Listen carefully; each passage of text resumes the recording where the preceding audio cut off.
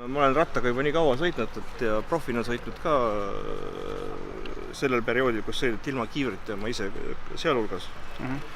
Aga kust see kiivrinõue profidel üldse tuligi, oligi üks surmaga lõppenud õnnetus. Aasta oli vist 2003, Parinitsi velotuur.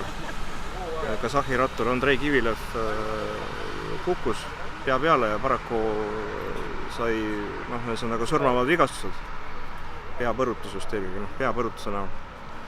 Ja eks see hetk pani loomulikult mõtlema kõiki, mind kaasa arvatud.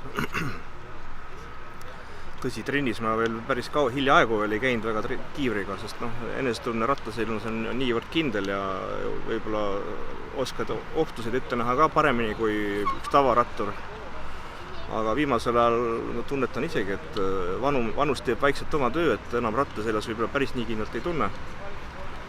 Okei, liiklust näed ikka vast samamoodi, aga kunagi ei tea autojuhtide käitumist, et mõnikord ei päästa isegi kiiver.